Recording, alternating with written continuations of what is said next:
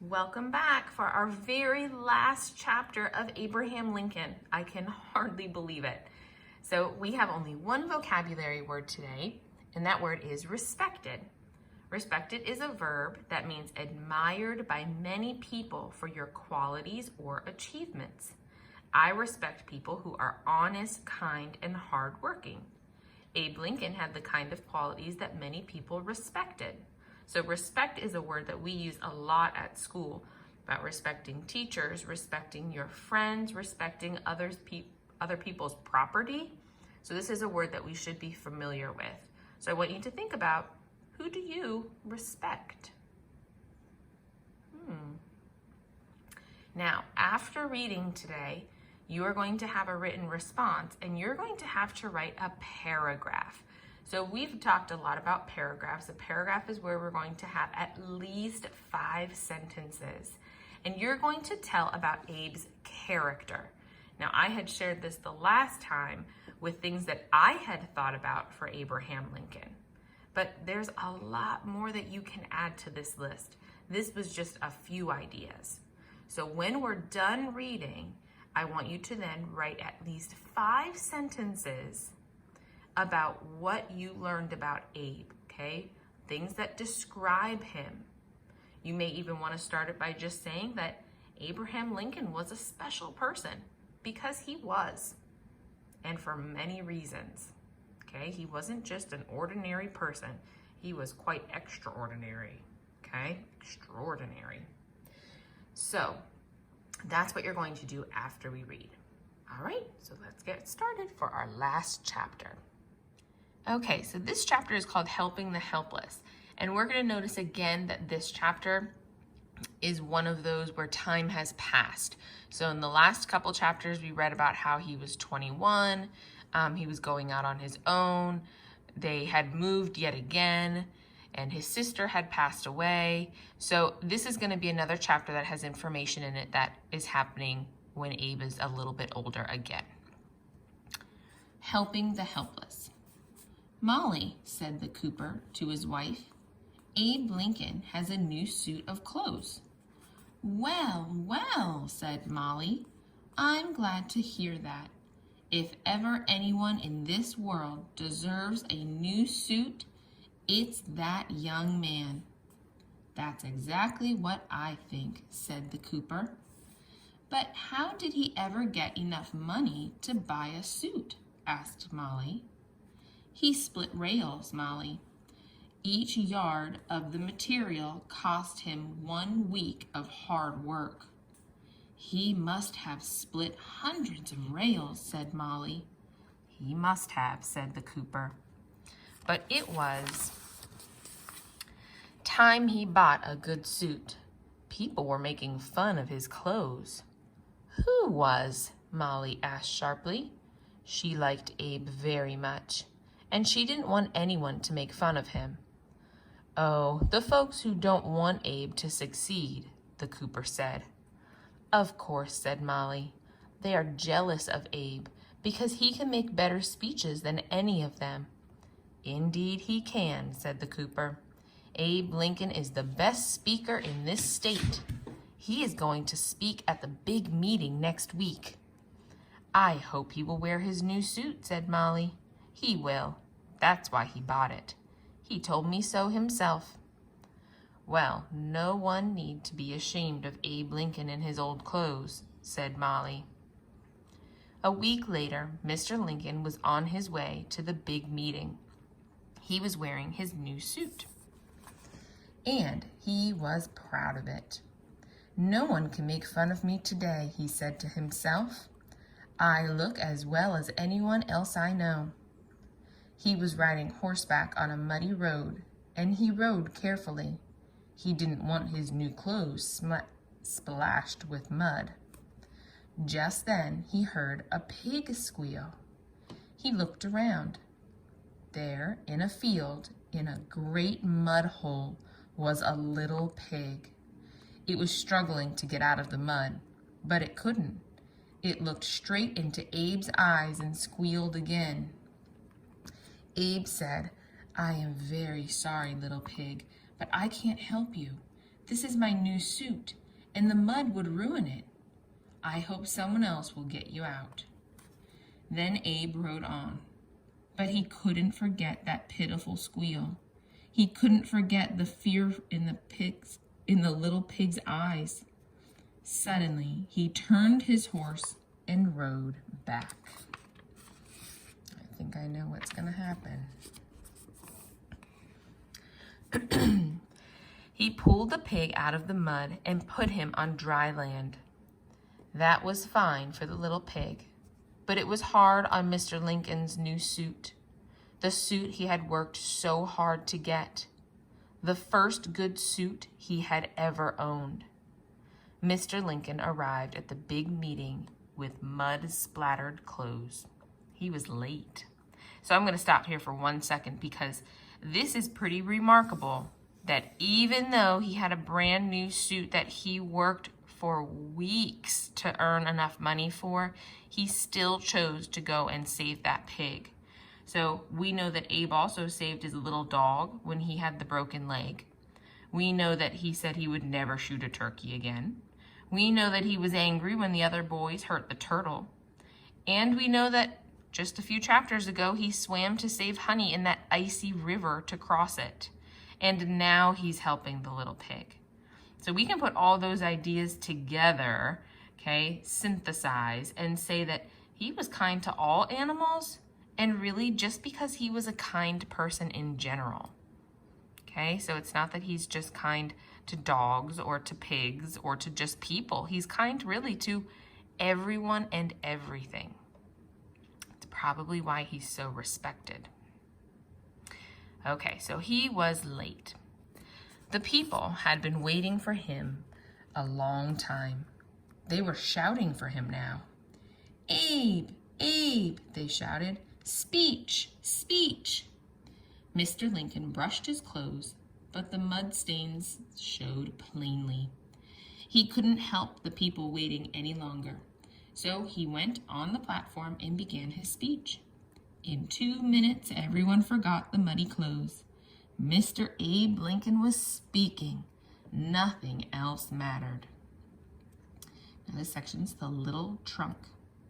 Several years passed. Abe Lincoln still lived in Illinois, but he didn't live in a cabin in the woods. He lived in a 2-story house in a big town, Springfield. No longer did Abe plow, chop down trees, and split rails. He didn't work on a farm now. I hope you're thinking what I'm thinking. He was a lawyer. He had an office in that big town, and everyone respected him and called him Mr. Lincoln. That is what study and good books had done for Abe. He still worked hard, but it was the kind of work he loved. He worked with books, and he was helping people. He would ride horseback many miles to get someone out of trouble. He would ride on muddy roads through rain, sleet, and snow. He still studied at night, and sometimes till midnight and past midnight. The more he learned, the more he wanted to learn. He never thought he knew enough. But he never forgot to tell funny stories and jokes, and he never forgot to be kind. He would go out of his way and neglect his own business to help others. Years later, people still remembered how kind he had been. "Mr. Lincoln helped me once," said an old lady to 3 girls. "Mr. Lincoln, the great Abraham Lincoln?" asked Helen. "Yes, my dear," said the old lady. "The great Abraham Lincoln. It was when I was a little girl. I lived in the same town, Springfield, and he often passed my home." "Did he speak to you?" asked Elsie. "Always, Elsie. And he never forgot to look for me. Mr. Lincoln loved children." Grandma smiled as she remembered. "How did he help you?" asked Helen. "I'll tell you the whole story, girls. I was going to visit my grandmother in another city. I had to go on the train, and I had to go alone. My father and mother were too busy to go with me, but they helped me get ready. Mother made some pretty dresses for me. Father bought a little trunk. A trunk would be like a suitcase. A trunk, said the three girls all together. Yes, indeed, said the old lady. And it wasn't a toy trunk either. It was large enough to hold 6 dresses, 2 pairs of shoes, my Sunday hat, a sunbonnet, and many other things. Did you have a special Sunday dress? Asked Mary. Yes, my dear, I did. It was pink, and I had pink slippers and pink stockings. My Sunday hat was pink, too. I know you looked beautiful, Grandma, said Mary. Grandma smiled again as she remembered something else. I had a pretty pink parasol, too, she said. Did you put it in your trunk? Elsie asked. Grandmother nodded. It was the last thing Mother put in, she said. Then she locked the trunk and Father carried it downstairs. He left it on the porch and went for the expressman. I was all ready, so I had just sat down and waited. I waited and waited. I talked with Mother. Then I waited some more, but the expressman didn't come. It was almost time for the train, so I went out to the gate to look for him. I looked up the street. I looked down the street. Then I looked up and down and up. There wasn't a sign of him.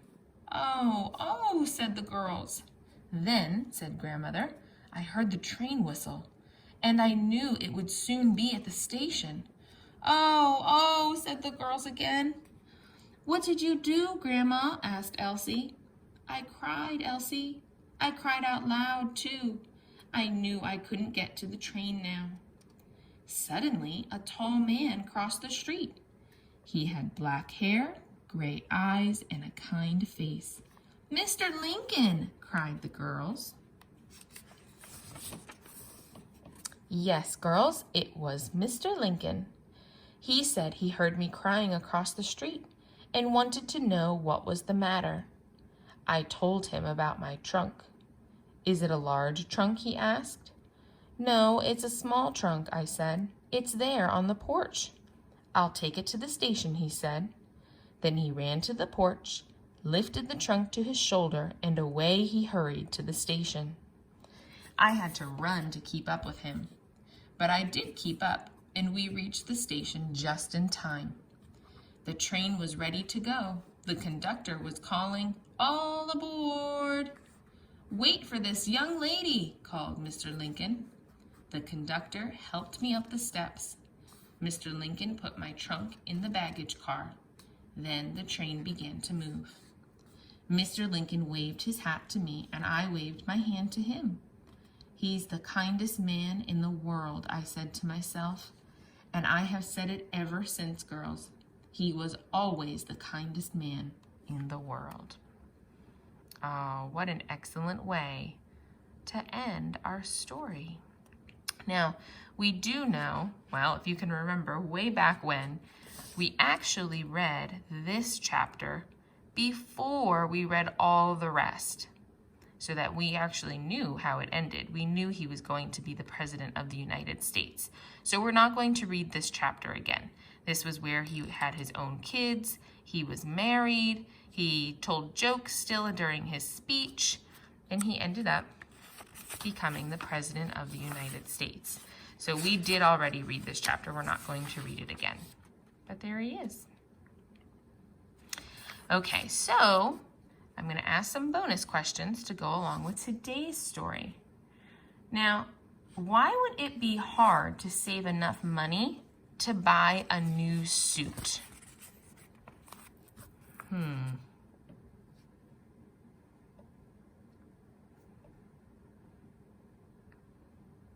Well, remember that long ago, even when the people were working, they didn't earn that much money for a lot of hard work they did. Splitting rails would be like having an axe and like chopping wood, Okay, that's what that would be similar to. And that definitely was very, very hard work. And he had to work for weeks and weeks to save enough money to buy a new suit. So remember, long ago, people had to work very, very hard for the things they had. Not just for a new suit, but anything they had. And if they couldn't buy it, remember, then they had to make it. Just like the girls' dresses were usually made by their mothers. All right, next question was, why do you think people ignored the mud that he got on his suit?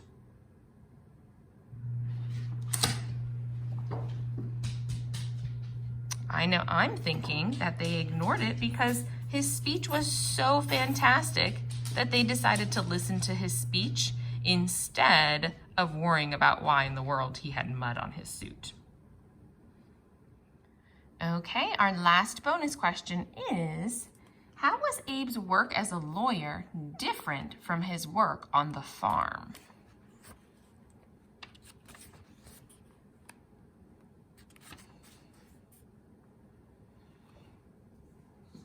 Well, I'm thinking that when he was a farmer, or worked on the farm, his work was very, very hard all the time. Remember, he was outside all day, working from sunup to sundown, doing a lot of physical things on the farm. But now that he's a lawyer, he probably worked in an office a lot of the time. He was able to read his books, and he was able to help a lot of other people. Okay, so not only that, it also changed where he lived. So he no longer lived in a log cabin. He got to live in a 2-story house that was in town. Now, remember, your writing prompt for today, for the very last chapter of Abe, is going to be for you to write a paragraph. It's going to be at least 5 sentences for things that you learned about Abe. How would you describe him? So if you're going to tell me that Abe was kind, then remember, you need to tell me why. If if you wanted to talk about him being a lawyer, well, then you should tell me what he did while he was a lawyer. Okay, so not just telling me describing words about him, you need to tell me sentences where it tells me why you think he's those things. Okay, remember to send your paragraph to your teacher then so we can check out your writing. Bye.